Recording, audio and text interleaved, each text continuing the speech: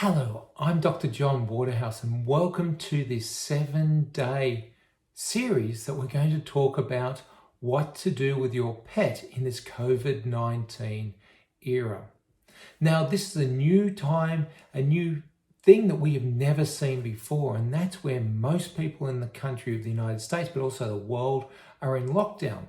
And what does that mean for us, but also what does that mean for your pets? And so over the next 7 days, we're going to talk about what you can be doing at home with your pet to help them deal with the isolation and the confinement of being under quarantine or self-isolation while this COVID-19 is out there.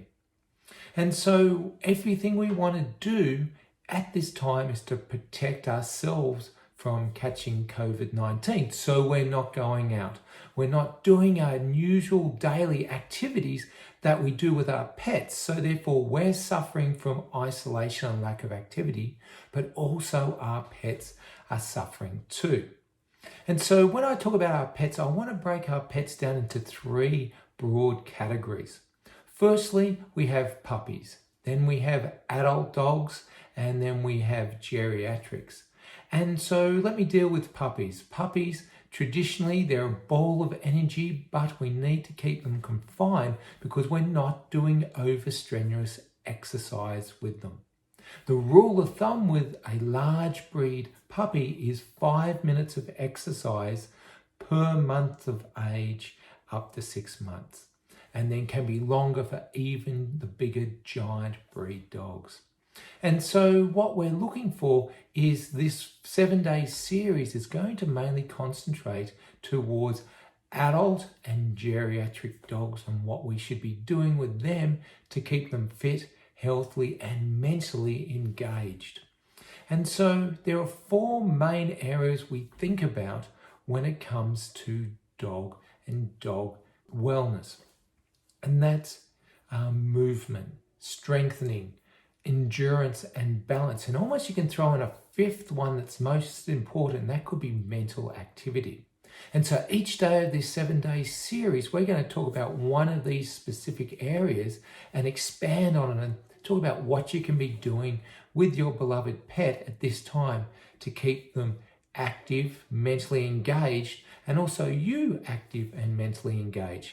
Because with this social isolation, especially for our geriatric pets, they will start to lose muscle mass. They will start to lose conditioning. And when we lose muscle mass, especially dogs lose it very quickly, we then start to feel the aches and pains, and your dogs are the same. And so if they have arthritis, the arthritis will start to hurt a lot more as we lose muscle mass around that joint capsule that holds everything tight. As things start to open up, we start to get a little bit more movement in those hips, in those elbows, in other areas that they may have degenerative joint disease, and they start to become uncomfortable. So we're going to talk more about that over the next coming days of what we can be doing for them to keep them entertained, keep them active, keep them building muscle, keep them doing everything they need to do to keep them healthy and sane, so when they come out of this isolation like ourselves, we haven't taken a few steps back and need to work on we've developed and kept ourselves at the position that we are, so we're not seeing any other complications. So today's lesson that we're going to talk about is social isolation and what to do when we're out walking our dog in the environment. And so I'm going to play for you a video out of our Canine Rehab on Demand exercise series that talks about mainly how to walk your dog post-surgically or post-injury. Because this is really important, because as we talk about social isolation, we need to keep our pets on a short lead. We can't have them on extendable leads because we can't have them running around talking to other dogs, because those dogs' owners potentially could have COVID-19. Those dogs have the virus on them. Your dogs are interacting. That virus could swap, and now you go home and you pat your dog, and now you're infecting yourself and your environment with COVID-19. So we have to be very careful when we're walking that we always have our pet on a tight, short, 6-foot leash and we have them under control. And especially for our geriatric dogs, we want to be doing multiple short walks, not one long walk during the day, because with osteoarthritis, we know that one long walk or one long activity puts more strain on the joints than doing multiple short walks. And so this is actually very good for isolation. And so socialization, but you're going out, you're doing a couple of minutes, walk around the block, coming back inside. And you're doing that a couple of times a day. You're not walking out for an hour or an hour and a half to your parks like you would traditionally do. You're just walking out, potty breaks and bringing them back. So this video will help with explaining why this is important.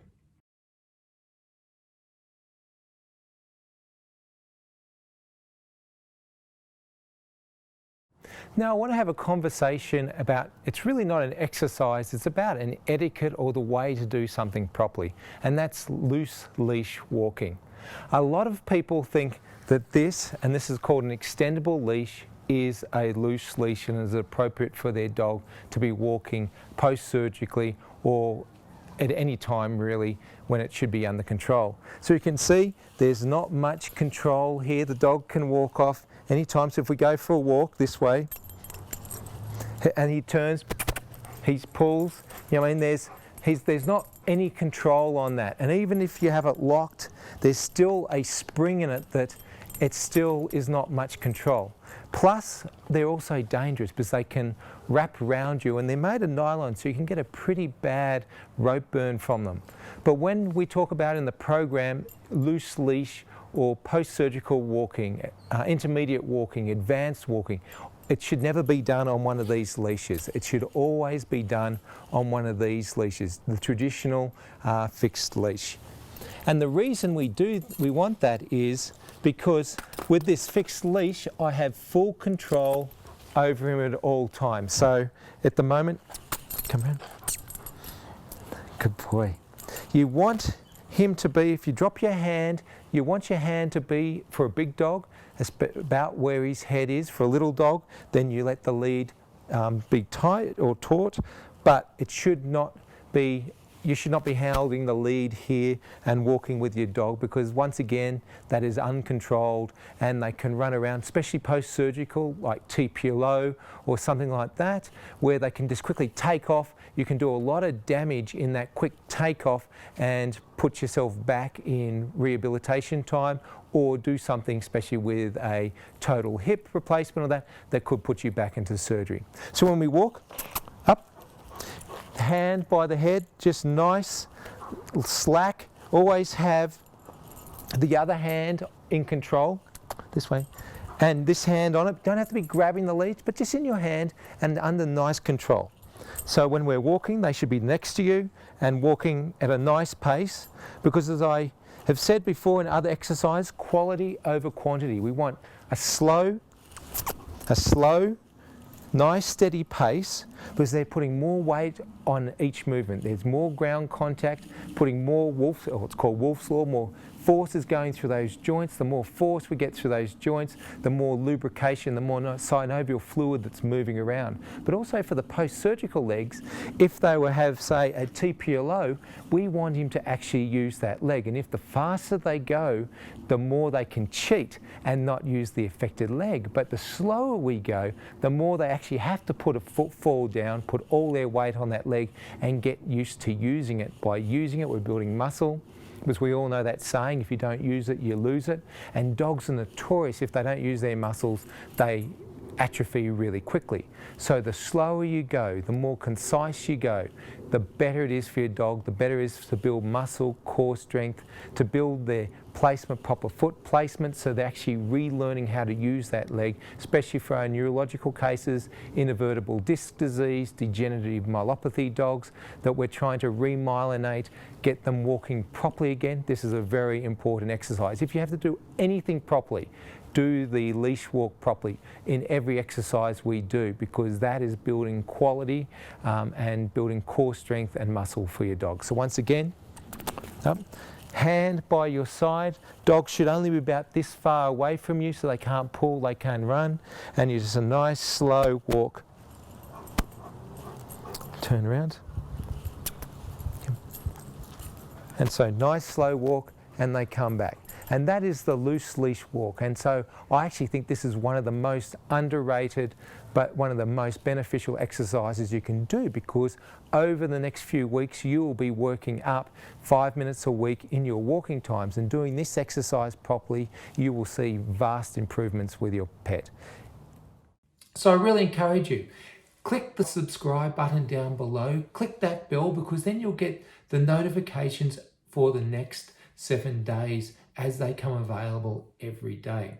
Also, put your questions down below, or what questions you have in regards to your pet and dealing with them in this social isolation, because it's like they're in a crate or they're in a cage, because we will see the same detrimental effects with muscle wastage, loss of endurance, loss of strength, as if they were confined after surgery or after an injury, due to the cramped conditions that this social isolation will encourage over the next weeks to months. So once again, welcome to this journey. It's going to be a fun journey over the next 7 days. We're going to talk about some really interesting things, some things that will change the way you look at your pet, will enrich your life and also your pet's life, and we'll learn some fantastic things and have some fun along the way. So any questions, put them down below or comment, and I look forward to seeing you tomorrow for day number 2. All right. Keep safe and see you later. Bye-bye.